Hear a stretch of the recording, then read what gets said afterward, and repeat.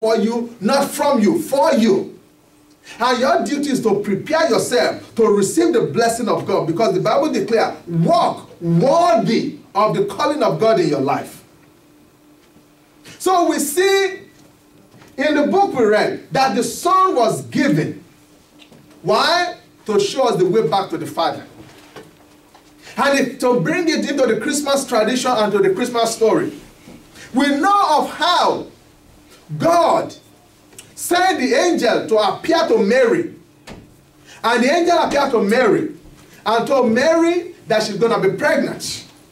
And Mary said, how can I be pregnant seeing that I know no man? And the Bible declared that the angel told her, the power of the Most High God will fall upon you and impregnate you. And this seed you will carry is going to be the seed from God himself. There are people who have problems with the immaculate conception. They say, how can a woman have a baby without knowing a man? Thank God to science. Science has proven it to us these days. Even we have now artificial insemination.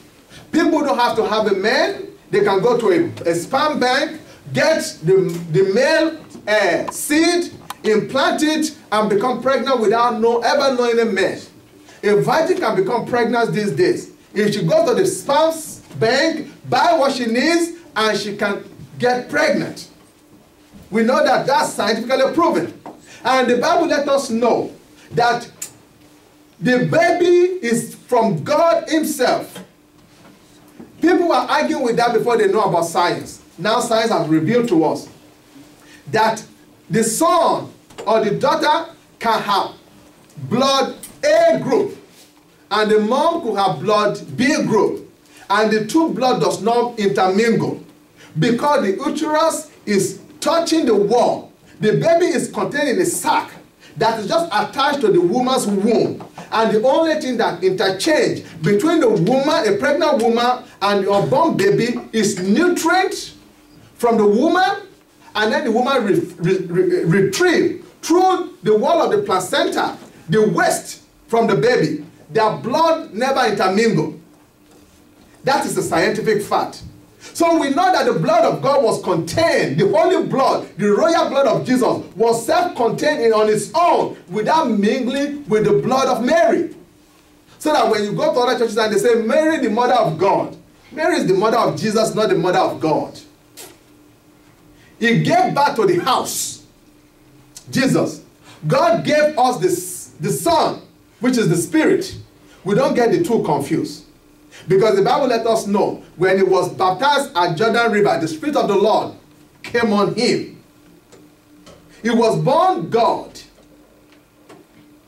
but he grew up like a man until God called him into ministry at River Jordan. That's why the Bible never told us of any miracle he did before he was empowered at River Jordan. What am I trying to get across to you this morning? I'm trying to get across to you this morning the story of the birth of Jesus, his life, and his ministry. And to let you know that first of all, you need to get beyond this fact that is Christianity real. I've told you before that Christianity is historical. Only a fool in the academia will not dispute the fact that Jesus was an historical figure. Before the kind of dispute that Jesus was a myth. But now, nobody in their right mind in the world of the academia will argue with the fact that there was an historical Jesus that lived at a time and a point in history, because there are evidences outside the Bible that confirm that. What the Jewish people and others could be arguing with, that is he really God or not? But Jesus did everything the Bible claimed he would do. And what I want to pass across to you on this Christmas morning is this. Let's take the story of Mary and use that to encourage ourselves this morning. Here is a young lady, let's say she was 18 years old or 16 years old. And she was engaged to be married to a young man called Joseph, the love of his life. And one day, he just saw an angel appear before her. And the angel told her, to her surprise and amazement, that you're going to be pregnant and you're going to have a baby. And the name of the baby will be called Emmanuel. But it's not going to be from your husband. Look how faith works. The Bible says she never said how. She said, I don't believe that. She never said that cannot happen. She said, how will this be? Saying, I have not slept with my husband. The Bible said the angel told her, God himself will take care of that business. You say yes to the Lord. Leave the rest unto God. She said, no problem. She was confused about how this whole thing will go down. The angel told her, go and visit your cousin Elizabeth. She has had similar experience, and she will explain to you. She went over to Elizabeth. When she got to Elizabeth's house, Elizabeth was already 6 months pregnant, but Elizabeth was scared that the baby in her womb was dead because the baby has not been moving. But the Bible said, once Elizabeth heard the voice of Mary, the baby in her womb leaped. And Elizabeth started rejoicing and started calling Mary, favored are you among all women. And then they were able to encourage one another. Because Elizabeth is ahead of Mary, where Mary was going. Because Elizabeth is carrying the forerunner of Jesus, who is John the Baptist. And obviously, when Mary told Joseph about the fact that she's pregnant, the Bible said Joseph did not believe her. And Joseph wanted just, without disgracing her, just tell her, you go your way, I go my way, I'm sorry this is not working out. But the Bible said, God sent an angel to visit Joseph in a dream. In these days and times, some of us we trivialize our dream. We want a prophet from somewhere to come and prophesy to us. Yes, God is speaking to you in your dream. And we are busy wasting the dream God is giving us. Dream to guide us. Dream to reassure us. If God allowed the dependency of the safety of his own child to be revealed to a man in a dream, why are you not paying attention to the dream you are having now? Joseph received a dream. He said that your wife is pregnant with the seed of the Holy One of Israel. Do not put her away. And he listened. When the baby was born, some of us are frustrated with God right now because we think God is being unfair to us. God has made a promise to you earlier this year, 2 years ago, 5 years ago, of what he will do in your life. And you are still waiting for God to manifest. How you are like, was I dreaming? Is this promise real? If it's real, how come it's not happening? Let me introduce you to Mary and Joseph. This is a couple that received a word from God, that God is going to come into humanity through them. You will think a God who allowed them to be the one who will bat him into existence will go ahead of them and make crooked road straight. That God will be decent enough to make adequate provision for the arrival of his own son.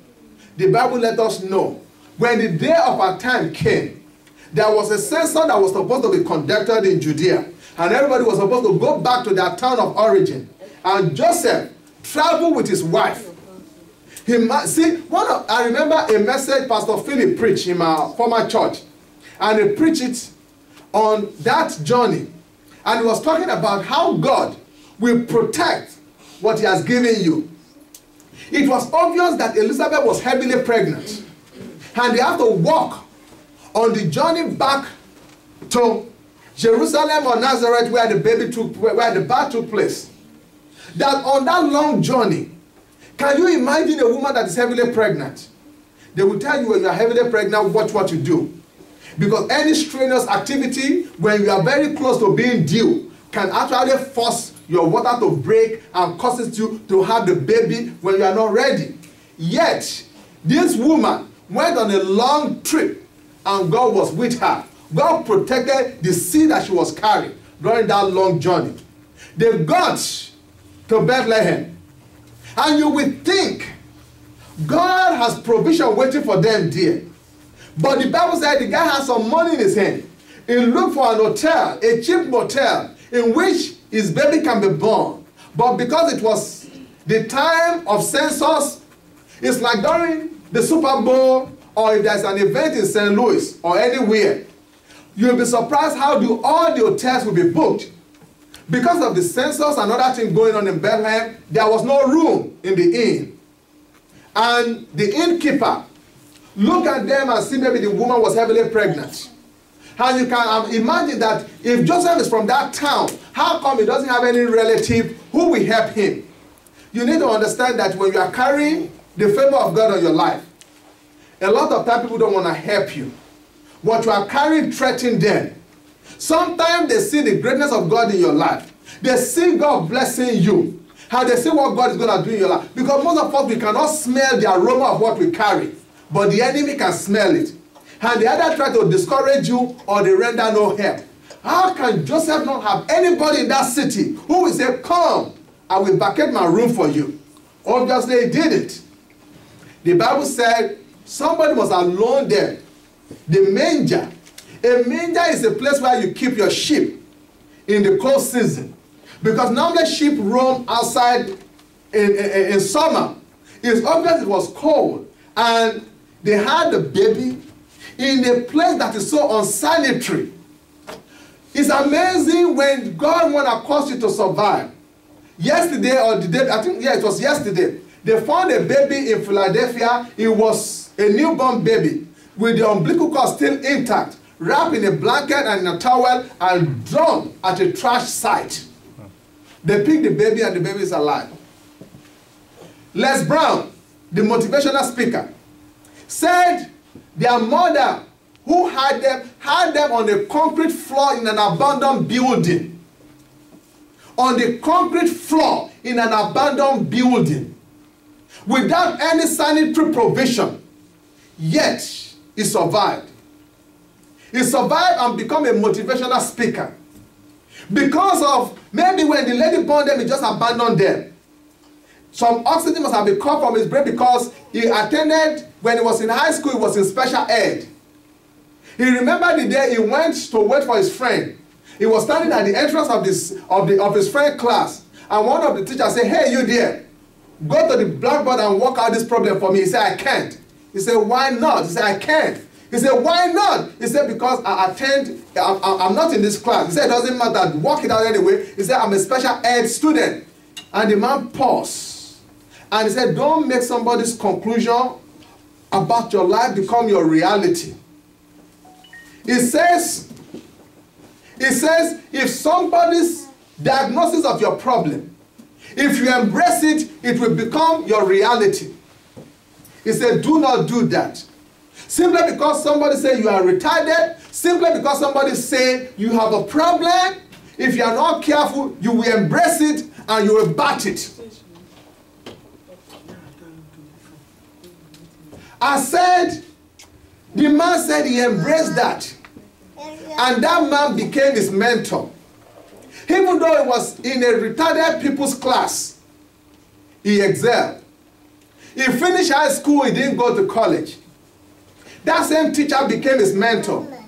The teacher asked him, what do you really want to do with your life? He said, I want to be a DJ. He said, what are you waiting for? He said, because I have no qualification. He said, that doesn't mean anything. Go to a radio station and apply for a job. He went there to apply for a job. They asked him, what radio station are you working at? He said, none. He said, what college do you attend? They said, none. They said, we have no job for you. He went and told the man, said, I'm sorry, they said they have no job for me. He said, go back again. The following day he went back. He said, I'm here to apply for a job. The man said, why you not the guy here yesterday? He said, yeah. He said, why are you back? He said, I don't know if somebody quits, somebody retire, or somebody get fired. He said, young man, nobody quit, nobody retire, and nobody got fired. Thank you for coming. The third day he was there. He said, young man, were you not here the last 2 days? He said, yes. So why are you back? We have no place for you. He said, I came to check. Maybe somebody quit, somebody retired, or somebody got fired. He said, nobody quit, nobody retired, nobody was fired, and don't come back again. Guess what? The fourth day was there. When the man realized that this guy will not let him rest. Remember the illustration Jesus gave you. Jesus said there was a woman who was coming before a judge who was unrighteous. The judge does not honor anybody, does not even fear God.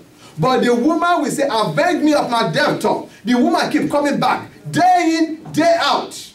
And the judge realized that this woman will wear me out.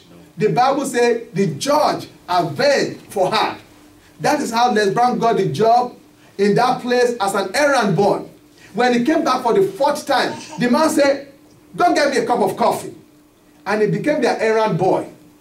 He would just hang around the studio and just watch how they do it. Because he believed he was hungry for what God wanted to do in his life. He knows what he wanted to do in his life. So he watched them, he studied them. One day after being there for months, it was a night shift. He has nothing else to do, he was always there. It was a night shift. And one of the DJ was drunk. And he was just messing up on the head. And the station manager called.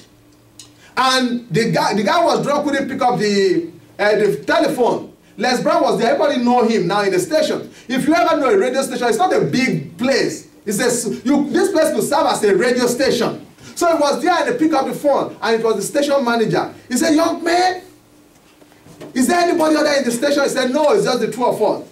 He said, okay, tell that guy to get up here. You go there and don't say a word, just keep playing one music after the other. You know, when you are prepared for your opportunity, and God give you the opportunity, you shine. Yes. This guy has been rehearsing all his life what he would do when the chance came. When he got on the radio, he just let loose. And that's how his career was established. Don't let anybody or any situation tell you what you can't be in life. If people hate you, don't think they hate you for who you are, they hate you for what you carry. Nobody was willing to give him anything. But by the sheer force of his will, he became who he is today. Les Brown is making over $100,000 for 1 hour speaking engagement now. He's a multi-millionaire without a college degree.